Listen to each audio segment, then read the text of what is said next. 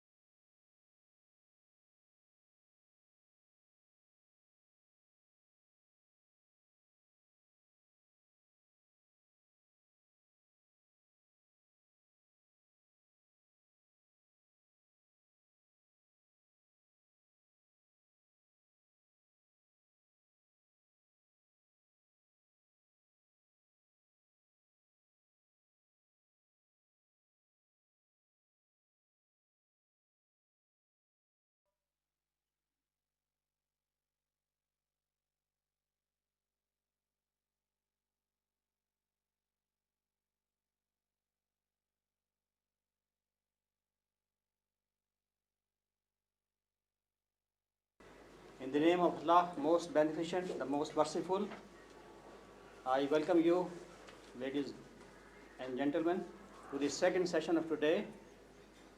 Dr. Israr Ahmed covered two dimensions, two very important dimensions of our corporate collective life, the political and economic.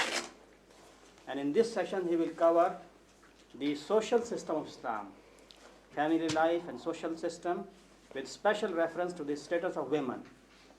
As you know, this status of women is a burning issue in contemporary thought, and he will dilate upon it from his own Quranic perspective. I request Dr. Israr Ahmed to please present his ideas. أحمده وأصلي على رسوله الكريم أما بعد فأعوذ بالله من الشيطان الرجيم بسم الله الرحمن الرحيم يا أيها الناس إنا خلقناكم من ذكر وأنثى وجعلناكم شعوبا وقبائل لتعارفوا إن أكرمكم عند الله أتقاكم إن الله عليم خبير. Al-Hujurat, Ayah 13. And in Nisa, Surah Al-Nisa, the fourth surah, الرجال قوامون على النساء بما فضل الله بعضهم على بعض وبما أنفقوا من أموالهم فالصالحات قانتات حافظات للغيب بما حفظ الله صدق الله العظيم. رب اشرح لي صدري ويسر لي أمري واحلل عقدة من لساني يفقهوا قولي. Dear brothers and sisters from Adam and Eve, may Allah bless both of them, and may Allah bless us all. The topic of this session, as the brother has said, is very burning issue, a very controversial issue. And I very well know that what I am going to say will not be easily palatable to most of you brothers and sisters. To the Western mind and the modern civilization, these things are very alien. But I want to start on the social system of Islam with the equality of all human beings that the Quran has stressed. No one is high, no one is low by birth. There can be high and low on the basis of acquired characters. If you are more virtuous, you are higher level. If you are not so, you belong to a level, lower level. If you have attained great knowledge, you are at a higher level. If you are ignorant, you are at a lower level. But these are the acquired characters. By birth, nobody is higher, nobody is lower. None is superior, none is inferior. I have quoted ayah number 13 of the 49th, this chapter or surah of Quran, Al-Hujurat. It translates like this. Ya ayyuhan nas, O mankind, inna khalaqnakum. We have created you all. Min zakarin wa unsa. From one male and one female. You are all the progeny of Adam and Eve. وَجَعَلْنَاكُمْ شُعُوبًا وَقَبَائِلًا. Then we divided you into nations and tribes. لِتَعَارَفُوا.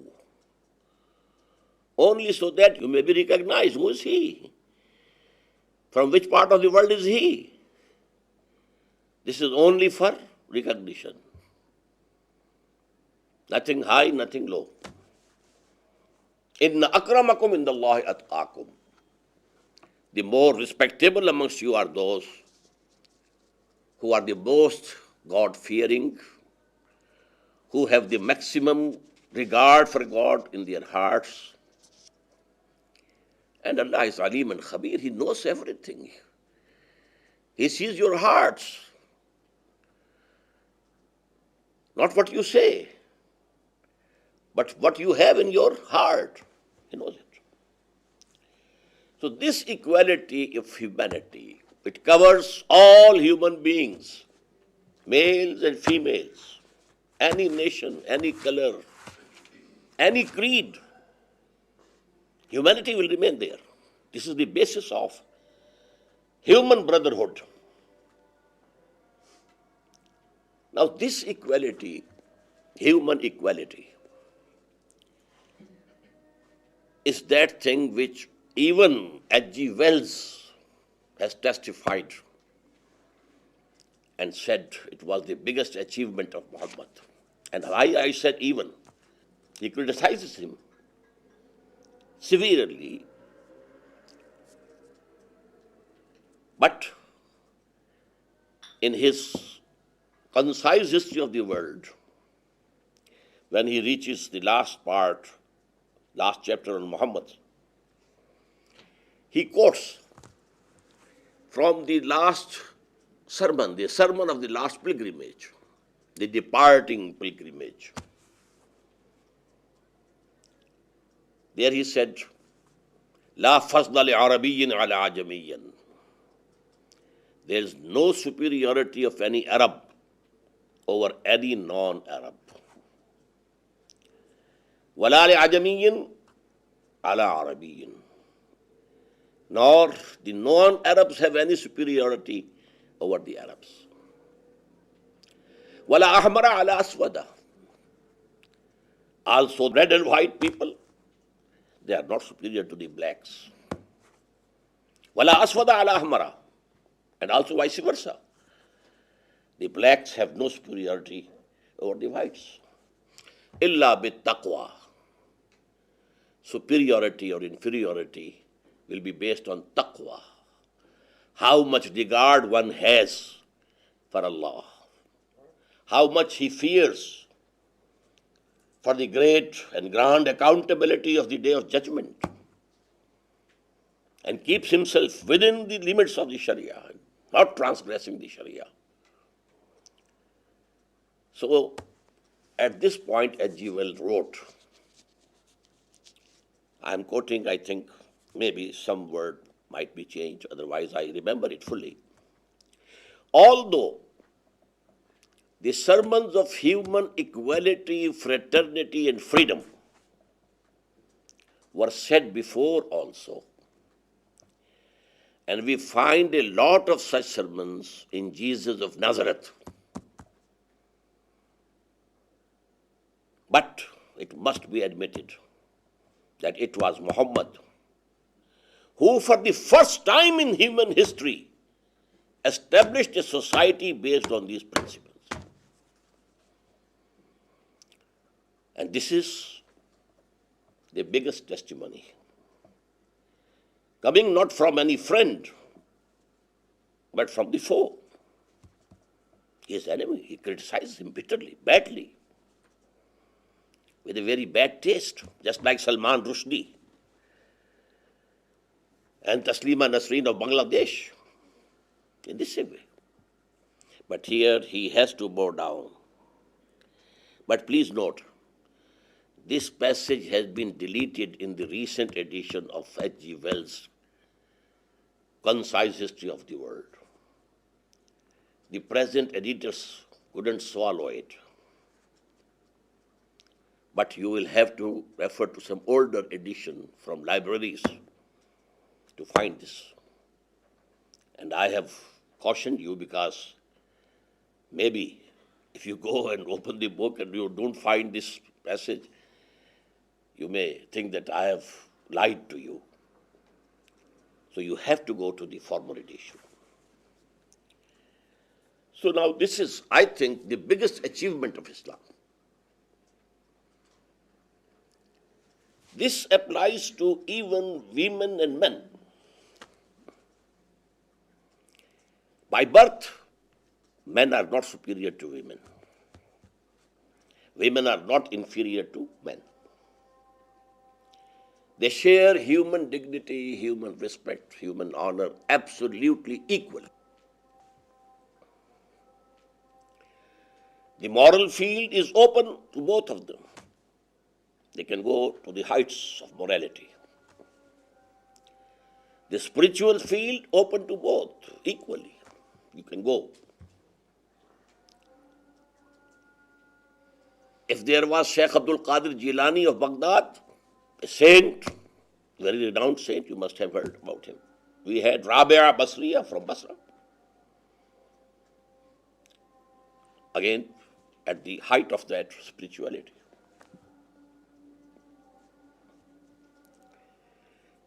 And let me point out here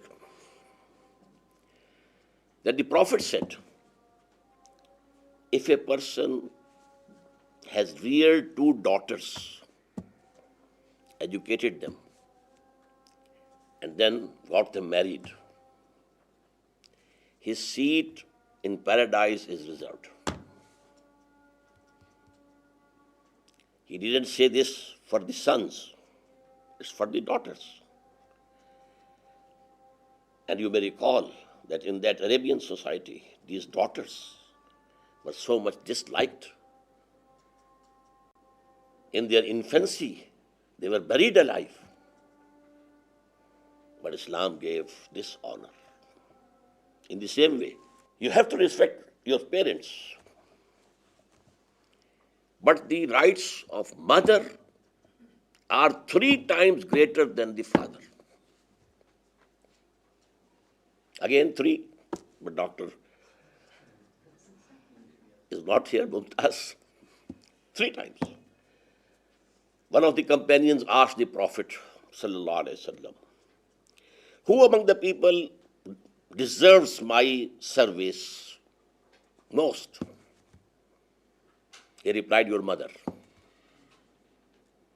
He asked again, and after her? Again, your mother.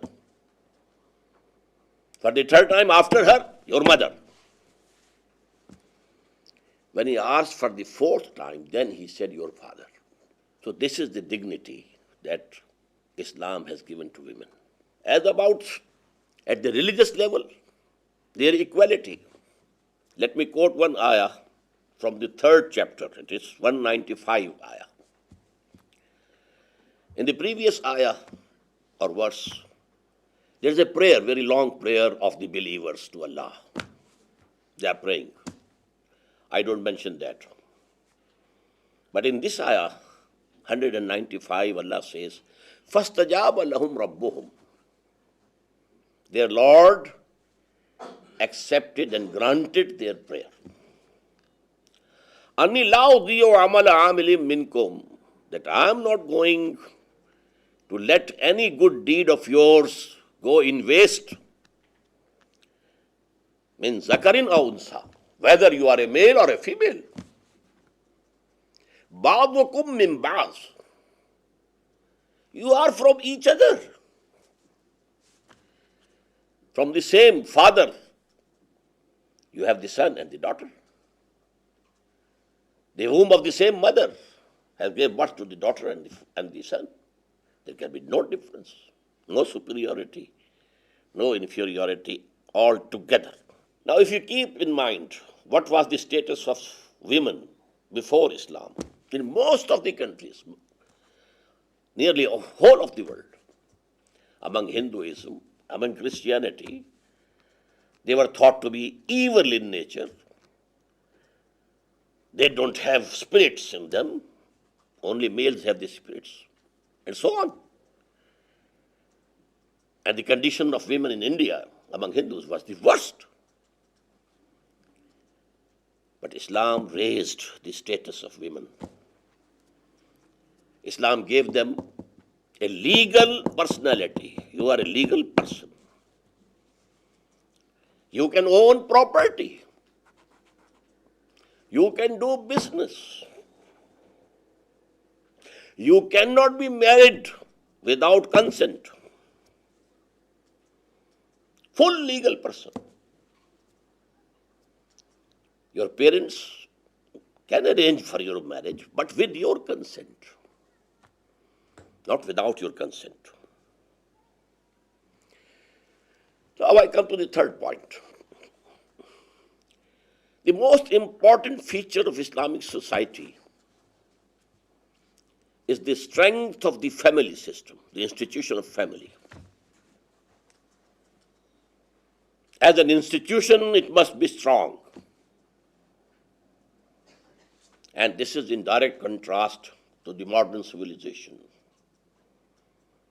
or the conditions generally in the West. This institution has been more or less destroyed. Now, what are the dimensions? First of all, respect for the parents, serving the parents. At 5 places in Quran, Allah has mentioned the rights of parents just after His own rights. وَقَضَىٰ رَبُّكَ أَلَّا تَعْبُدُوا إِلَّا إِيَّاهُ. Your Lord has decided that you will not worship or obey anyone else than Him. وَبِالْوَالِدَيْنِ إِحْسَانًا. And He has ordained upon you service, respect, good treatment with your parents. This is one example. إِمَّا يَبْلُغَنَّ عِنْدَكَ الْكِبَرَ إِحْدَاهُمَا أَوْ كِلَاهُمَا فَلَا تَقُلْ لَهُمَا أُفٍّ. If any one of these parents or both reach old age with you, never say even oh to them.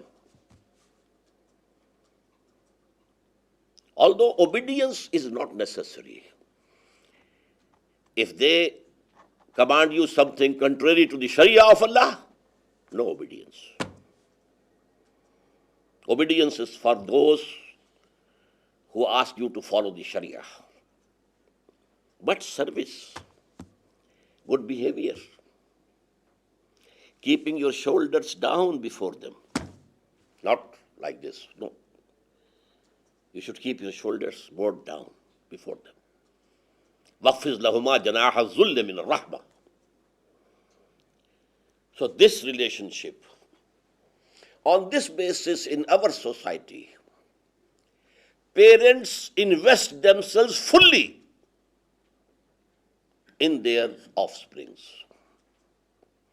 They don't try to keep something for their old age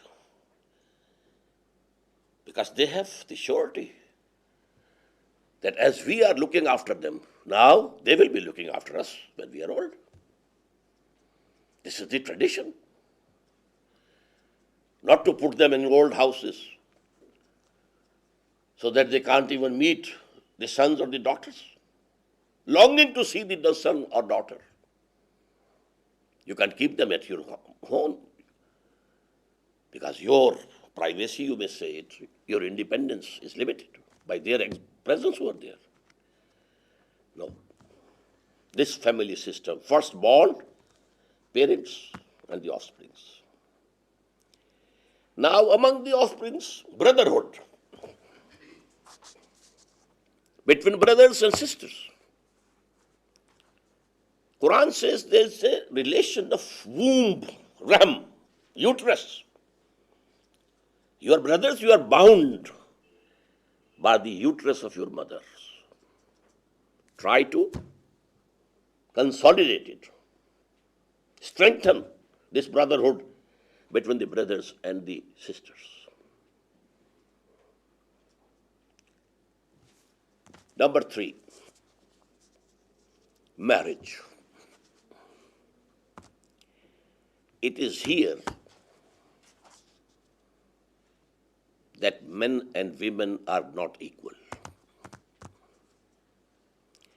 When a woman and a man, they enter into an agreement of marriage, living together, to start a family, the husband is the head of the family. There can be no institution without a head, one head. You can't have two at the top. If you have more than one, there will be chaos. You can have only one managing director of a firm, not two. But you can have directors, maybe 10, 20. But managing director has to be one. So it is not based on gender, the superiority or inferiority. No. It is the organization. All human beings are equal. But the officer and the peon, are they equal? A minister sitting in his office, and there might be someone standing at the door, at the gate. Are they equal? Are the generals and the general soldiers equal? This is a question of administration, organization. Here, women have to accept the authority of men. Authority. That is why I quoted the ayah 32 from the 4th surah. الرجال قوامون على النساء. Men are rulers over women. Why? بما فضل الله بعضهم على بعض. Because Allah has given some more than the other. The physical strength, that He has given more to men. وَبِمَا أَنْفَقُوا مِنْ أَمْوَالِهِمْ. And due to what they spend from their wealth. When they enter into the agreement of marriage, the dower money is paid by the husband, would-be husband.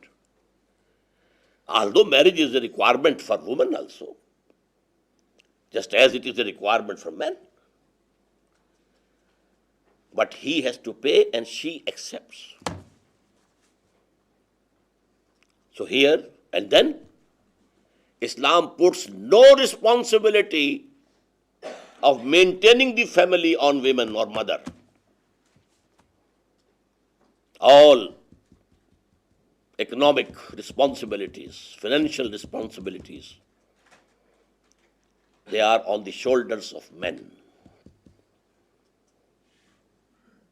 بما فضل الله بعضهم على بعض وبما أنفقوا من أموالهم.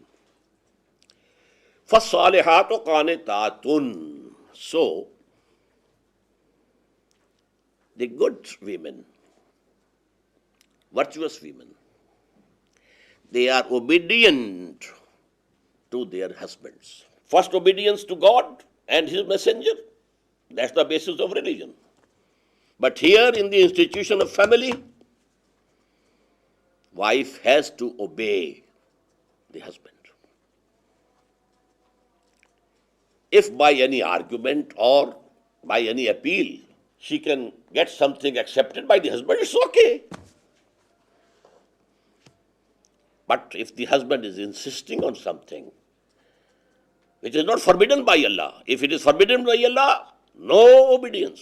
لا طاعة لمخلوق في معصية الخالق. There is no obedience for any creation, any man, any institution, anything in the affairs where there is disobedience for Allah. لا طاعة لمخلوق في معصية الخالق. But if it is mubah, it is halal, it is permissible, you have a difference of opinion. Wife has her own opinion, the husband has his own opinion. Now, if the wife can, by appeal or by argument, if she can make the husband agreeable to her point of view, it's okay. But otherwise, she will have to obey. And let me quote here, I was very much impressed when I read in an interview of Sarah Ferguson, when she was going to be married to Prince Andrew. She said, I am not that timid type of woman. I am not going to say I will obey him. I came to know this is something necessary for a Christian marriage. I was delighted. The light is from the same source. In our marriage, a woman doesn't say these words. But the teaching of the Quran is the same. You have to obey. And she must have said, I will obey him, when she was being married in the Westminster Abbey. Anyhow, for the strengthening of this family, I have told you one dimension, parent-offspring relationship. Second dimension, the brotherhood among brothers and sisters. Thirdly, a strong bond between the spouses. One dimension I have mentioned, that wife has to obey. The second dimension, strong bond of love is required. And adultery, fornication, what to speak of rape, absolutely forbidden. The whole attraction of the sexes, which is natural. You know that Freud has said that this is the most potent motive, the sex. And it is definitely very potent, no doubt. Not the most potent, but it is potent. And there is the danger of anarchy, illicit relationships, illegitimate relationships, without any marriage bond. So Islam, the objective is to eradicate zina, to eradicate fornication, to eradicate adultery. But this is such an issue that Quran has not said, don't commit zina, don't commit adultery. Quran said, don't go even near zina. Keep away from it. Keep at a distance. Now, what are those distances that Islam has suggested? Number one, the society has to be segregated. No intermixing of the sexes. Lest this attraction comes into play and there is some foul play. Islamic society is segregated, absolutely segregated. Different teaching institutions, schools, colleges, different universities, segregated hospitals. Hospital for women, women are the patient, women are the doctors, women are the nurses. Men's hospital, men as patients, men as doctors. Men should be the nurses over here, not female. And what happens in the hospitals? It's of common knowledge. We know that in the military, no medical units go to the front line with female nurses. All the nurses who go to the front line, they are male. So hospitals should be there, but they be segregated. Segregation of sexes is the fundamental principle of Muslim society. Number two, covering of the body, especially the sex organs and the organs or parts of the body of women which are attractive to men. This we call satr. Satr means to cover. For men, the satr which has been prescribed is from above the umbilicus to below the knees. If this much is covered, the purpose of the Sharia is fulfilled. You may have additional dress, you may have pants and coat and shirts, oh, okay. But that part of body cannot be exposed except for the wives or the surgeon or doctor when there is need. These parts have to be covered. And for women, whole of the body is to be covered, except the face only, and the hands only, and the feet only. It must be covered. And in addition to that, the body will be uncovered only for the husband or for the physician or surgeon. It has to be covered. Additionally, especially their bosoms and their chests, they should have an additional covering. And then there is the instruction that a woman's dress should not be very transparent type of dress, should not be very tight, so that the body curves become apparent. The Prophet said, "La'ana Allahul kasiyatin ariyatin." Allah has cursed those women who, although they are dressed, they are naked. The dress is so fine that it is revealing the body, or it is so tight that it is making prominent the curves of the body. But for this bosom or the chest, additional cover. The headscarf has to be worn in this way, that this is an additional covering for the chest. These are the commandments of the Sharia. Now comes the veil. This is necessary when a woman has to meet or see someone who is non-mahram. Now, who is mahram? Please note. The relations with which a woman can never be married. In any case, they are mahrams. Father, brother, nephew, her own nephew. They are mahram.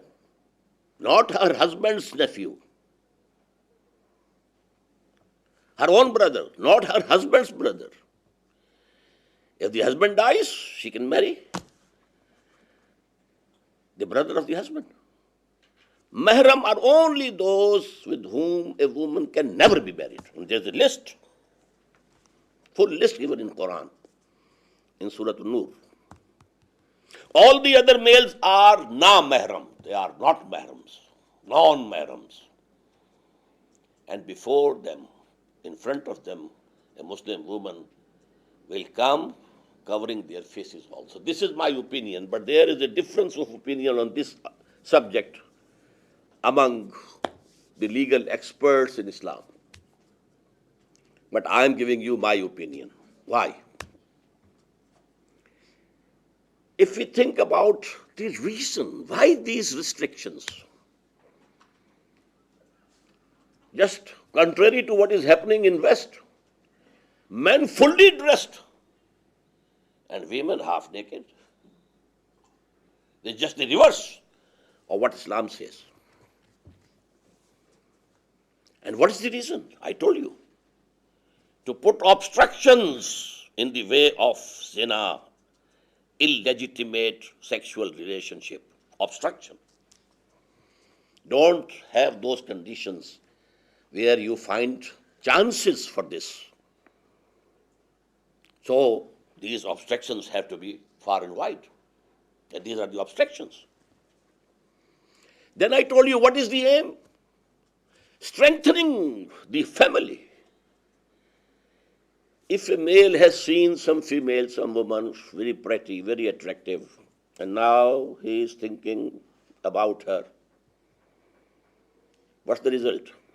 The bond of love between him and his wife is weakened. Family becomes loose. Islam wants a strong family. The attraction the both sexes have for each other should be focused on the spouses only. That's all. The stronger this bond of love, the stronger is the family. And healthier are the environment for the upbringing of the children. A children being brought up in an environment where father and mother are in deep love, they have deep regard for each other. They have mutual confidence for each other. These are the positive environments for the upbringing of the children. And where there is distrust and they don't love each other. But note, Islam allows a divorce. If you are not compatible with each other, somehow you can't go together. Don't keep on quarreling and fighting and fighting and quarreling. You can separate. But husband has the authority to divorce. Wife does not have the authority to divorce. She can get divorce through the agency of a court or the elders of the family. Not direct. As I told you, in this institution of family, men and women are not equal, not equal. I admit it plainly. So now there can be an objection to it regarding the economic conditions of the society. Do you want that your women folk shouldn't work? Shouldn't help in the economy of the country? No, they can work. Number one, they can teach in the schools, colleges, universities. But female schools, girls' colleges, a separate university for women, as today we have in Tehran. under the name of Fatma Zahra University. Exclusively women. Then they can be doctors, they can be nurses, but in the women's hospitals. Then there we can develop cottage industry. Women working at their homes, they have not to go out. No spending of their time. No need of any makeup to go out. They can work at their homes. Cottage industries. Then we can have special industrial units where only women should work and only women should supervise. Then the whole primary education can be given to women. Children below the age of 10, okay? There can be co-education and give it to the women. Don't hire any man as teacher at that level. You can use your women workforce, but only if you have the real intention to obey Allah and His Messenger and abide by the Sharia.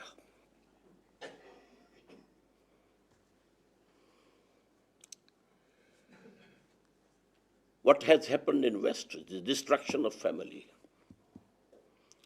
Clinton said in his New Year's message, I think 2 years before, very soon the majority of our nation would be bastards. He didn't use this word. He said born without any wedlock. This is the society. And this is the testimony of the President of America. And this family life, it has deteriorated and been destroyed to an extent. Now Bush says marriage, marriage, marriage, marriage. The males are not ready to marry. Why? The family laws, they are very unnatural. As soon as you divorce your wife, half of your property, everything goes to her. Why should I marry? We are living together, we are not married. Living together, children are being born without any wedlock. The biggest problem is incest. Among the medicine, which are mostly used, are for the mental illnesses. And I was told by psychiatrists that the biggest cause of these mental illnesses is incest.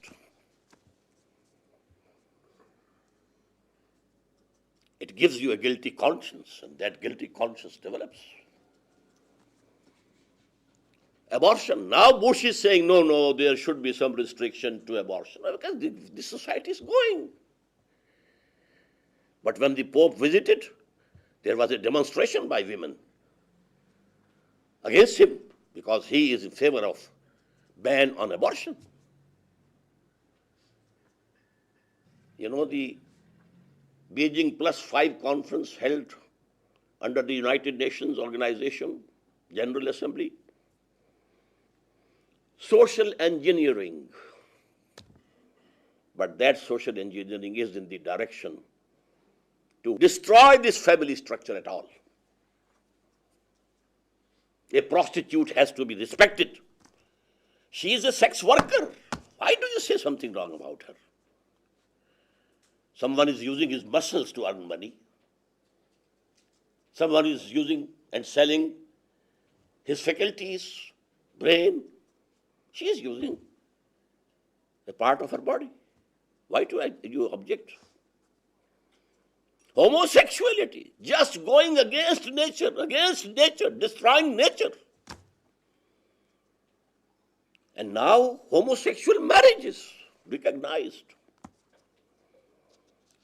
A man is a husband, a man is a wife. A woman is a husband and a woman is a wife. This is the depth to which the social structure and the social system of the West has gone down. It has to be restructured. It has to be re-engineered, but on the lines that I have put before you. And this is the Islamic social system and the status of women in Islam. Thank you very much for the attention that you have paid.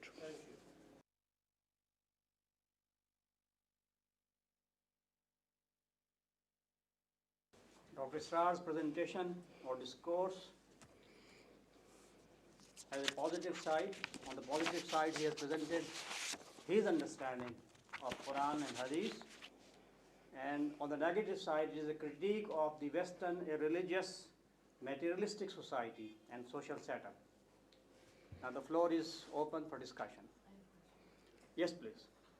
I read in the book that middle-aged women are allowed more freedom to go out into the society. At what age does middle age start?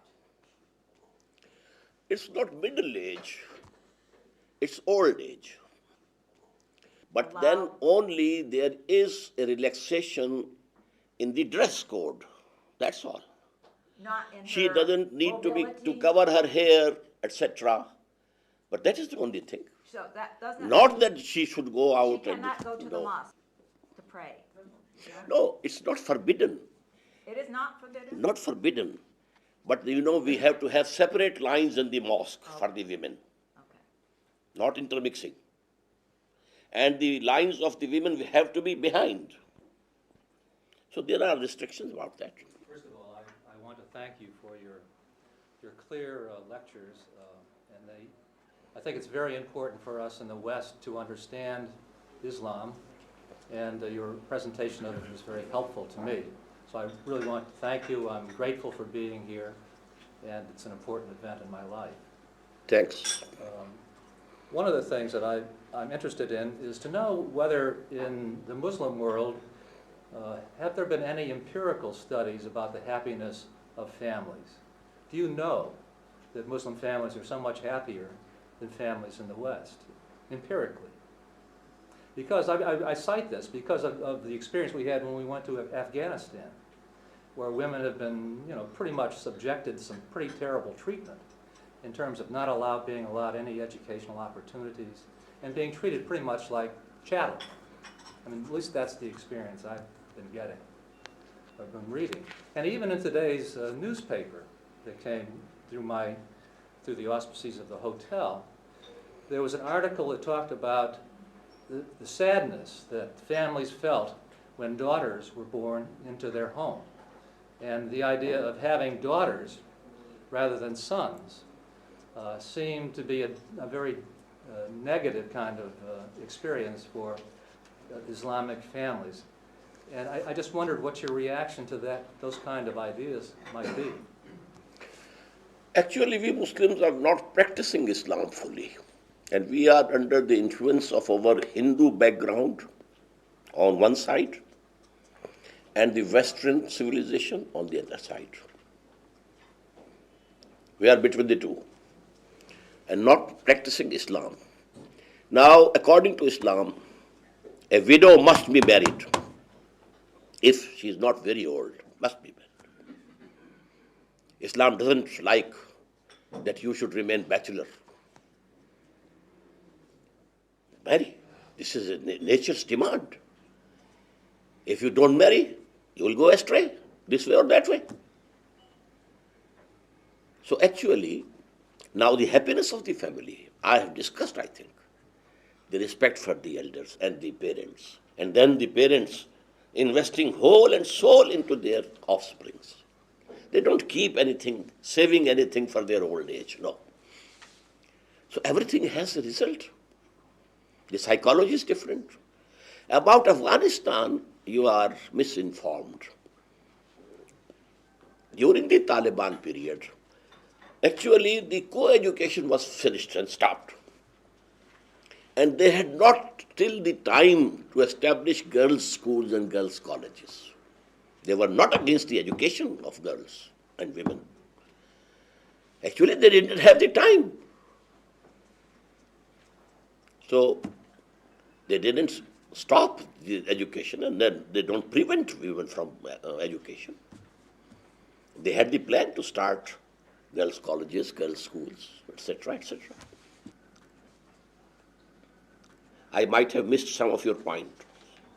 Well, I just wondered if there were empirical studies. I mean, you've sort of announced to us that Muslim families are happy, but is there any documentation scientifically or empirically that that is the case, any more so than in the West? No, no documentation. I think this is the general feeling of all people in the West and East. Yeah. The family structure in Islam and among the Muslims are still, to this date, although there are influences from the East and from the West. My point is that in the West, we know that families are unhappy, that marriage is in trouble because we've studied families. You know, so it's been a kind of empirical study. We know this. I don't know that it's true in the Muslim world. But here, you know, the percentage of divorce is very little, very small. Once married, you are married forever. It's whole life. That doesn't necessarily make for happiness. Yes, why not? You will remain together if you are both happy. Can I say one thing? But A comment. Now, Let me follow it- this. If people stay married together, that means they may be happy. Yes. It also could mean that they may not be happy. I mean, if divorce in a society is frowned upon, which it is, and or even not allowed unless the man says it is all right, then is it not possible that in some families or many families, we could have a very unhappy situation? We could have an unhappy situation, perhaps most especially with the woman. Is that not possible? But the teaching of Islam is that you get separated if you are not happy among yourself. And the woman can get the divorce without the consent of the husband through court. Court will give the verdict, you are separate now. But still, you know, this percentage of divorce here is very low, very low. can I add one thing? Go ahead. Yeah, just because it is related to the subject. Yes. Now, in Muslim countries, mostly men has the right of divorce. If he says you are divorced, finished. But still, the rate of divorce is very low. This is a sign, okay? Now, in West, we have to go to court, etc., etc. But here is not so. If man says to his wife, you are divorced, finished. But still, the rate of divorce, like Turkey, is very low. And although we have a lot of very severe economic conditions, etc., but still rate of divorce is almost zero. But this is a sign. I think it is an answer to A very pertinent point. Dr. Ralph's question. Yeah. I mean, this is a sign. It is an empirical study. Yes. Yeah. Just a comment from my family background. My grandfather divorced my grandmother at least 1 million times, and she never left him. That's true, and he was in a state of anger most of the time. You are exaggerating. No, There might not be million days in their lives. I mean, lots of times. She never left him. Okay. But on the humorous tone, I'll come back after Louis. First of all, again, it's a privilege for me to be here, to be at this table. Thank you. My question is about polygamy. Polygamy, yes, it is allowed. But it is not imperative that you must marry more than one or two or three. It is allowed. And the grounds are, number one, there are certain occasions. For example, there's war. In the First World War, Second World War, how many men perished? Now women, they were without husbands. If there's polygamy, they will also be living normal human life. Secondly, the sexual urge in males is not equal in all of them. The lust for wealth is not equal among all the humans. in the same way, the sexual urge. There might be certain males who are so much stronger in their sexual urge that one wife can't do it. Because the sexual process in women is restricted, interrupted by the periods, by pregnancy, and so on and so forth. So polygamy is natural, but it is not essential. So this could be one of the reasons for the lower rate of divorce then? That, Lower rate of divorce. This could be one of the reasons. no, Because in the States, this would be considered, in the States, what I mean is in Christian marriage, this is considered adultery. to have second wife is adultery. Yeah. Yes, no, not in Islam. There you have to divorce one wife to have another one. Yes, that is why that is one factor for the greater number of divorces. We call it serial. Or you have to accuse her of some adultery and some, something, and then only can the, Christian marriage can be finished. So these are things, Can I have at you again just a little bit? Sorry. Now that I've started. You said earlier in your lecture that the Quran speaks to human equality. There's no one higher nor lower and so forth.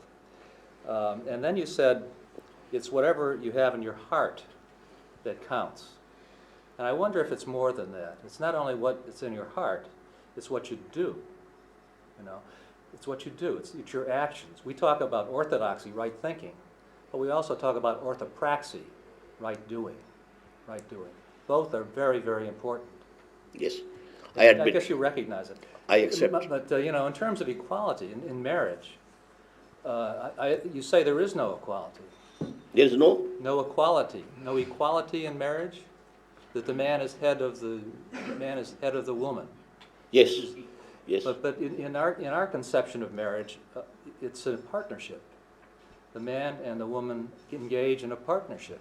Some have more skills, perhaps in business or in some other respect than the other, and so they contribute to the good of the whole, rather than kind of strict division of labor.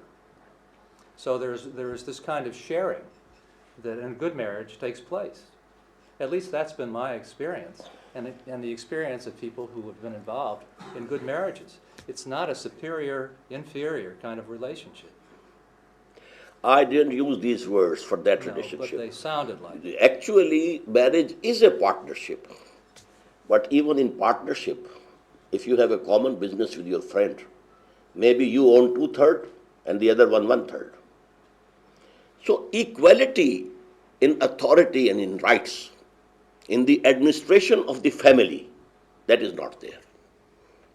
You have to have one on top. Otherwise there will be chaos. No, I don't agree. At least that's not been my Yes, you are free to disagree. It's not for me to say? Okay. Mr. Nirmal Singh, please. Well, firstly, I something in a lighter vein. So I was thinking that there is a window of opportunity for me here in something that you said, that if you bring up 2 daughters, educate them, and marry them, you have a place reserved for you in paradise. My wife and I, we have done it for 3 daughters.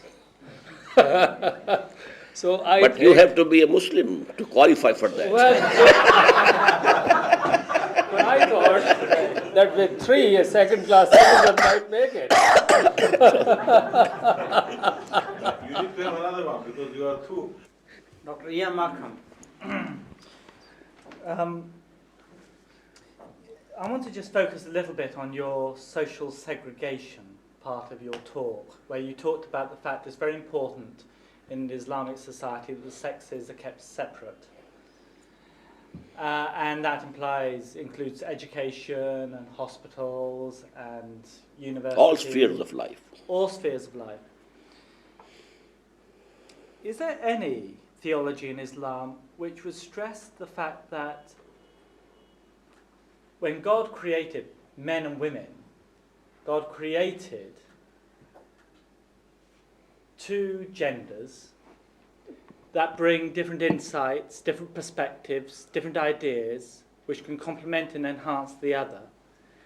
And that therefore, in social relations between the sexes, it's good that they're often together, because it means that the ideas that shape an institution or an organisation have the different perspectives of the two genders, which enhances life generally. And isn't there any sort of idea that there's something rich and captivating about the diversity of God's creation, and the fact that we ought to enjoy that sexual gender difference as part of that diversity? Enjoy your wives, not others. Well, Actually, God has created and God has given us the law, the straight path. And He ordained in the very beginning, Imma yatiyannakum minni hudan, whatever guidance comes to you from me, you have to accept it and obey it. So that is the law. You have to obey it. And He only knows what you are speculating. Allah knows all these things. But if there is intermixing, is there not the danger that you fall in love? well, if I may have a quick supplementary, many religious traditions are committed to the idea that the best way to avoid sin is to avoid temptation. Right? Yes. And that's the assumption you're making. Yes, yes. And that's true. You know, if it's very unwise for me to go to a brothel if I want to remain faithful to my wife, and therefore I should avoid brothels, and that's a good ethical principle. But it's how far you take that. And to insist on total separateness seems to be very, very extreme. Surely... At home, the brothers and sisters are not separate. They are living with each other.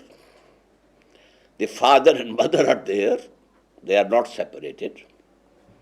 You know, this concept of marriage, you know, no man can ever imagine that he can marry his sister. So all those, you know, sexual thinking and imagination won't come at all. But where there is a chance for marriage, then you know your sexual urge and your desires, they come into play. So this is it about Islam and our, you know, teachings. Would you say that Islam and its social system, as you describe it, is almost identical with the Jewish social system? We know that the law of Moses was Islamic. And there are few changes only in the law of Muhammad sallallahu alaihi wasallam. And you know, they don't take pork. We don't take pork. It's forbidden. It's forbidden. In the same way, you know, many things are common. Regarding law and Sharia, the Muslims and Jews are nearest to each other. Regarding the person of Jesus, the Muslims and Christians are very close to each other. We believe in the virgin birth of Jesus. We believe in his miracles. We believe he was taken to heaven alive. Only difference is that we don't believe that he was crucified. Someone else was crucified. And that clue I got from the gospel according to Barnabas, that it was Judas Iscariot whose features were changed to those of Jesus.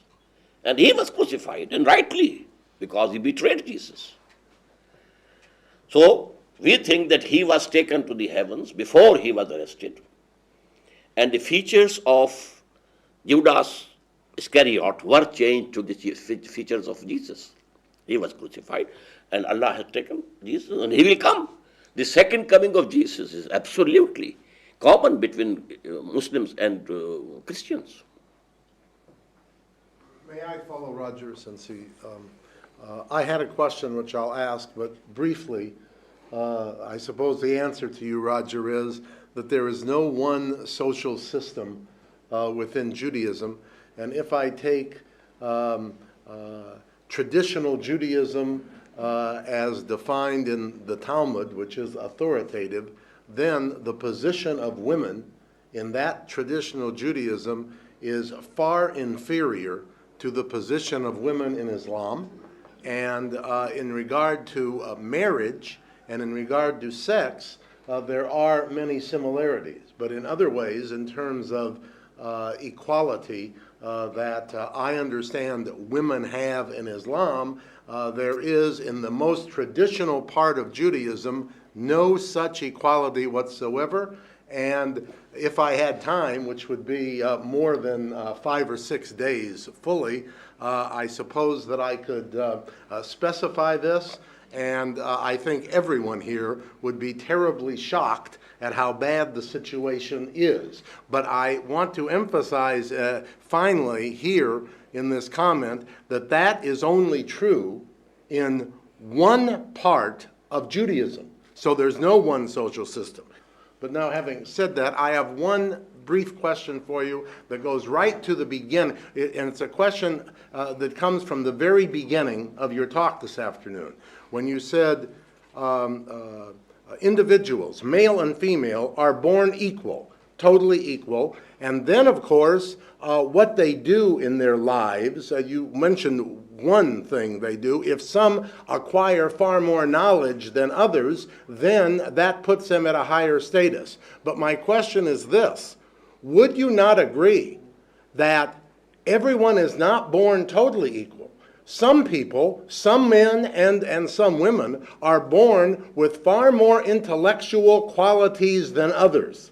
That is verifiable. If that is the case, then we would expect what has undoubtedly been the case, that those who are born with far more intellectual abilities are able in their lifetime to acquire far more knowledge, and if indeed that puts them at a higher status, then my question is it not the case that perhaps then everyone is not born equally? I again say and stress that by birth they are equal absolutely. When, due to their higher intelligence, they acquire more knowledge, more wisdom, then they become superior. But the status as humans is absolutely equal. As moral agents, as persons. Yes, sister. I have been... And Marsh. Oh, please, I'm sorry. If adultery is committed, what are the consequences? If some unmarried person, male or female, commits, then there are stripes, 100 stripes. If a married man or woman commits it, then he or she is to be stoned to death. And this is also, is this the case in Judaism also? Stoned to death? Is it there? It was. It was, no, that's not why I'm hesitating. I'm hesitating because it has happened. There are, as I'm sure there are in Islam, some Judaic theologians who say it has happened because that is what is ordained from God, but there are many other very traditional Orthodox theologians who would disagree with that. So you are not incorrect that there has been that belief that has happened, but that again is only one aspect of Judaism, and since I myself do not claim to have the true, total, correct Word of God as to which is the most correct interpretation in Judaism, I won't go any further than that, although it's fairly obvious that I would certainly not agree with the stoning to death. Colleen. Please. Yes, Dr. Israr, thank you very much for your lecture tonight and all these days that we've been with you. Thank you.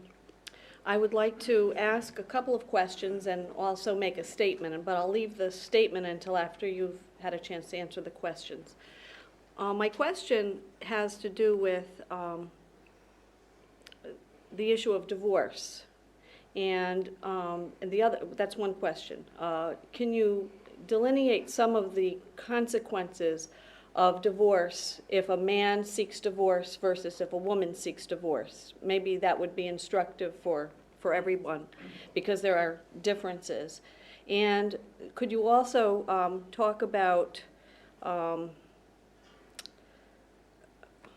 it just flew out of my head, consequences of a man seeking divorce versus a woman seeking divorce from her husband? Man doesn't seek divorce, he divorces. Right.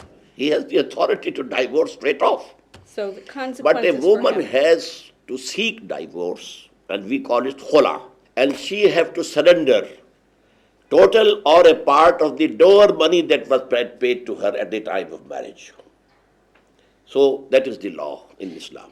Can I ask, does that include cases where the woman seeks divorce for cause? In other words, the husband has failed in his Islamic duties to her. For example, he's failed to support her or whatever other duties. Yes. On this ground, So she does can seek divorce. And does she still have to seek Even the on dower? the ground that the wife doesn't like the husband, she can seek divorce. And the Prophet ﷺ decided such.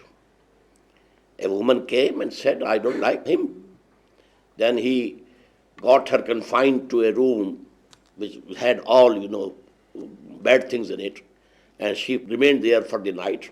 In the morning, the Prophet asked, how you pass your night? This was the best night that I have passed, when my husband was away. So the Prophet decided, okay, you are separated. This is the right of woman. And if a man divorces his wife, what are his obligations to her? Are there any? Only for a certain time he has to support her. 3 months, 4 months, different, financially. And he has to pay, if he has not yet paid the dower money, now he has to pay. That's all. Nothing more. Thank you. I thought of my other question, and it has to do with, I was reading in your monogram on women and the movement, the Tanzim movement, and the role of women in it. And you did speak in it about the role of women in the revolution, the Islamic revolution, and how their role is different. Could you talk a little bit about that?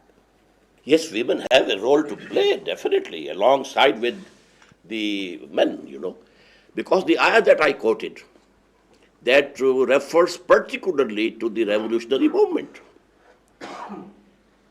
فَاسْتَجَابَ لَهُمْ رَبُّهُمْ أَنِّي لَا أُضِيعُ عَمَلَ عَامِلٍ مِّنكُم مِّن ذَكَرٍ أَوْ أُنثَىٰ بَعْضُكُم مِّن بَعْضٍ فَالَّذِينَ هَاجَرُوا وَأُخْرِجُوا مِن دِيَارِهِمْ وَأُوذُوا فِي سَبِيلِي وَقَاتَلُوا وَقُتِلُوا لَأُكَفِّرَنَّ عَنْهُمْ سَيِّئَاتِهِمْ. In that revolutionary movement, women were with the men. Hijrah to Habsha, men and women both. And one man, one woman, husband and wife, they were martyred by Abu Jahl. So they laid down their lives. But then later on, they prepared their sons to sacrifice their lives for the propagation of Islam. And during the movement, they can propagate Islam to women and to their own family. Men also who was mahram, to the brothers, sons, the uncles, etc., etc. The nephews, you prepare them to propagate Islam. So this is the role of women. We have that section, women's section in Tanzim Islami. But there is segregation. Can I revisit? She has a comment. Oh, sorry, yes. Yeah, and my comment actually, I don't think that you'll accept this, but I'll go ahead and try. My comment comes out of my background in psychology. My bachelor's degree was in psychology, and I've had an abiding interest in it.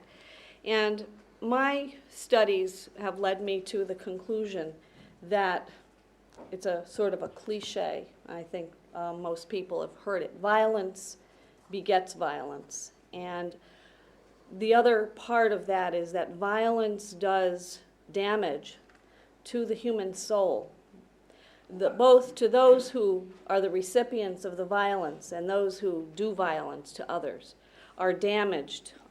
And there are tons of studies, all kinds of studies in sociology, psychology, that bear this out. When we think about revolution and we think about the suffering, the inevitable suffering on all sides that occurs in revolution, the revolution you talk about, I worry that there would be irreparable damage to human beings, to children, to the psyches of men, women, and children. And I wonder how a good society can come out of beings that are so severely damaged. We know that even in a family, when children are the recipients of violence or women are the recipients of violence in a home, there's damage that never goes away. And that is just, could be beatings, could be abuse of various sorts. Imagine the killing, this kind of violence that revolution inevitably brings. So I worry about this, and I worry about this third stage of your program. And I'd like you to comment on that. Well, actually, that will be discussed tomorrow, but right now, then we shouldn't punish any criminal. Why to send them to jails? They are damaged psychologically. But for the good of the society, you have to do it. In the same way, to overthrow an oppressive regime, a discriminating regime, an exploitative regime, which is hurting the whole humanity, hurting all men and women, then you have to use some violence. And operating, there's gangrene in the arm, you cut it off. For the benefit of the total body, you have chopped off the arm of the person. So this is a normal procedure.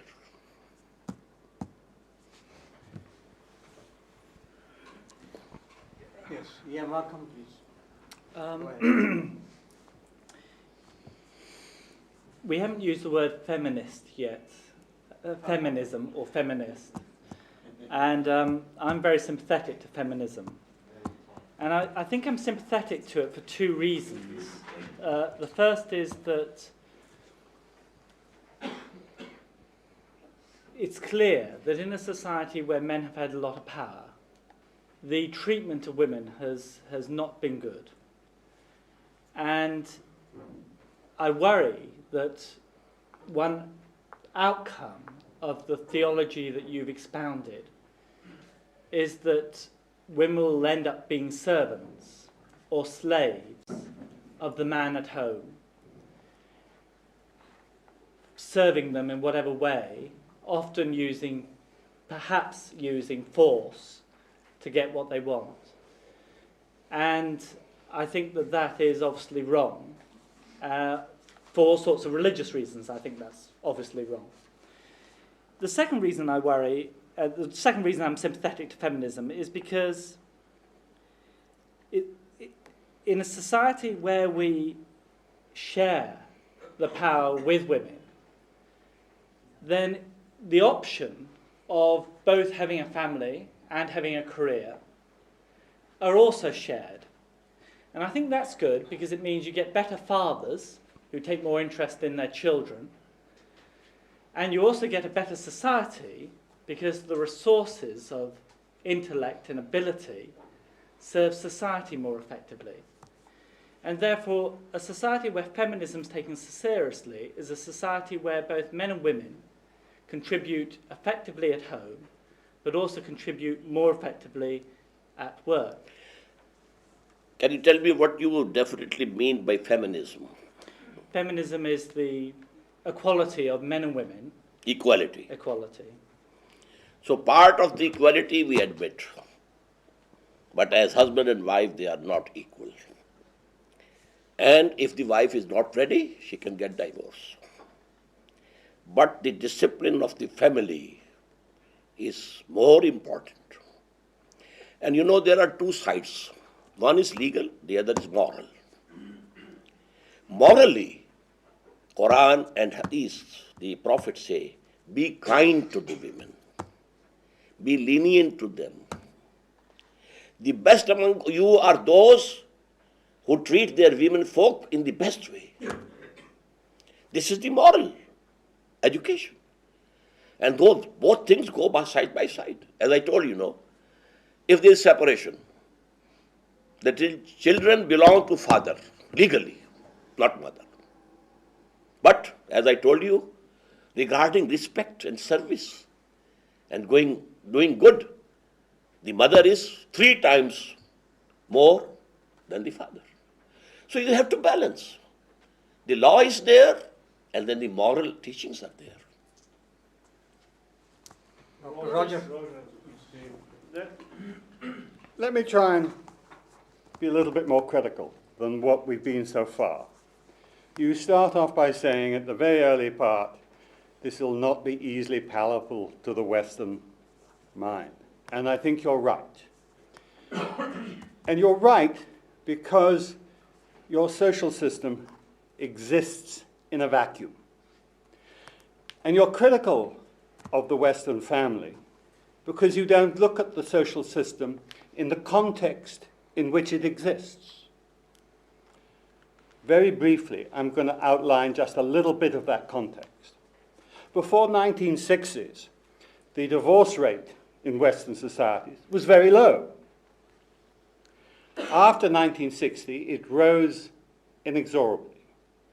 And I would be the first to be anxious and worried about what is happening. But it is, by comparison to what you have outlined, a revolutionary social system in the West. And we are learning every generation. And I suspect every generation we produce is better adapted to the world whereby families are controlled by contraception, which is a technical revolution for any social system. And because your social system exists in a vacuum, it seems to us deeply oppressive. And of the one thing that I've heard so far since I've been here, it is that oppression that we find so difficult to accept. Now, of course, it's ideal that old people should be looked after by their families. But you have to look at the context in which the breakdown of families happen, the growth of a capitalist society which you wish to have in your new revolutionized society. And if you have capitalism as you wish to have it, then you will have the same breakdown as we have to the present time. I said we have a limited capitalism. And we have to change the capital. And there are steps. Interest, banned. Speculation, banned. Trading only, cash. Or if it is for future, total price is to be paid in the beginning. So the capitalism of West, modern capitalism, and the capitalism of Islam, they are very far apart. And I couldn't understand what you mean by a vacuum. You can say that we are existing in vacuum, but only from one point of view. That a civilization has dominated the whole of the globe. And we are against that civilization. But we are powerless up till now. We dislike it. But we are very much in it. Only we need some Lenin, according to you. He gave it to you, Roger, he gave it back to you. You are the only one who likes too much, Roger. That's very good. That's very good. Can I revisit the issue of segregation from the standpoint of political and social economy? If one looks at contemporary Muslim societies, empirical Muslim societies, from Indonesia to Morocco, most Muslim societies have not been urbanized yet. This is very clear in the largest Muslim country, Indonesia. It's very clear in Bangladesh. It's very clear in Pakistan. And in the countryside, in peasant economies, women are extremely active in the labor force. And this is very true in tribal societies, in the desert, in the Sahara, in West Africa, in the desert in Arabia. Women are extremely active in the labor force of the desert, which means that throughout human history, women have never been absent, and there has never been segregation because of the economic necessities of life. Now, and this is also true in urban societies. Now, modern contemporary urban societies, there's no segregation between men and women in these societies.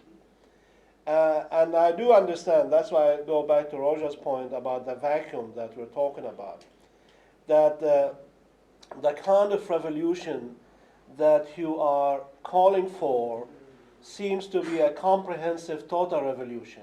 It is not just ideological, but economic, political, Yes, social, ideology covers all the civilizational, aspects. Yes. and so on and so forth. Yes.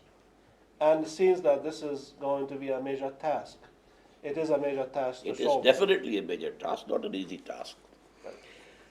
But, you know, I have seen in the Arabian desert women taking a row of camels, but fully clad, their faces hidden, their hands in gloves, their feet in socks.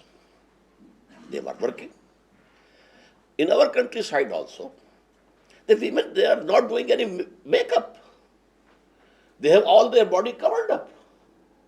The satar is there, and you know they have to work with their men. Where their men are there. Yes. In the field, their mahrams are there. So actually, if we take the whole situation as a whole, it's not very far off. I do want to revisit this, the power relationship within the family structure, because I find that the key words are obey and obedience. The key word is that the man will be provider. The key word is that woman will obey and be obedient. Now, and I'm so glad that Ibrahim brought out this fact that women have been and continue to be major economic contributors to family income in all segments of society, irrespective of whatever their faith persuasion may be. There are numerous studies, I myself have carried out in Indian context, and we have found them. So, what I therefore conclude from that position is this, that the man really has not been a provider the way it was expected the man should have been. The women have had to go out and work, and at the same time we place upon them the burden of rearing the family to bring up the children. And if I know the Indo-Pak men, which I think I should know, then we think, my mother thought that sons were God's special gift. And that there is so much of evidence about the infanticide of females in this subcontinent. So, men don't want to do much more than what they are doing. The burden is continuously transferring on to women, and they have carried it ever so long. I really don't know why they want to go out and work. I really don't know why they want to go out. I think they should possibly agree with you and say, hey, tell these men to be good providers before they ask me to obey them. I agree with you, brother. The burden has to be borne by the males, and let me state here, this is the worst exploitation of women. They bear children, they suckle them, they rear them, and they have to go out also to work. A stay-at-home mom is the biggest blessing for the children. We are actually, So we need we are exploiting. revolution here. So I am always I think speaking of a so. revolution. We need a different kind of revolution here, altogether different kind, where we bring One about... aspect of that revolution you dislike, but the other, you like it. We should continue our dialogue. I have a question here. In an ideal Islamic society, perhaps you touched upon that, and I may have missed it, but would women be allowed to vote for a president or someone, let's say? I said in the morning, yes, they will vote. And women who are beyond that age can also be elected for the parliament. Yes. The age which sister referred, Okay, just another quick question. Regarding women and if they were permitted by the husband to work, would she be expected to share part of her wealth or earnings, I should say, with the husband? There is nothing haram about it, but she cannot go and work in an environment where there is mixing of men and women. I told she can be a teacher, she can be a lady doctor, she can be a nurse, but the working hours of women's duty should be less, so that they can look after their... So he's asking about the earnings. Well, a teacher, if she's working, she's earning. Yeah, is he going to share it with her husband or not? Is she expected to share the earnings No. with the husband? No, it will be her. But if she does it voluntarily, it's good. That's a different story. Thank you. Dr. Markham, last question maybe. It's been, Yes. it's been generally accepted that between 5 and 10% of the human population, in whatever country they live, are homosexual. About 5 to 10% of the population is homosexual. How would Islam regard these people? How would they... It's a very big sin to be punished. How would they be punished? That can be a ta'zir, A punishment can be fixed by the state. It has not been mentioned in Quran. We have two types of punishments. One which have been mentioned specifically in Quran and the Hadith, and the others which a state, Islamic state, can determine itself. But I missed your point. What percentage of people are homosexual according to your idea? Between 5 to 10%. 5 to 10%. Actually, if I may make a comment on this, I have just read a hadith which is authentic, in which the Prophet said, in this instance, when two of same sex commit, homosexuality or, this sexual relations, then the doer as well as the one who is they should be killed. Actually, I'm not an expert in Islamic law. That's not my subject. And why? This is because unless there is the will at the national level to establish and enforce Islamic law, there is no use in going into these discussions.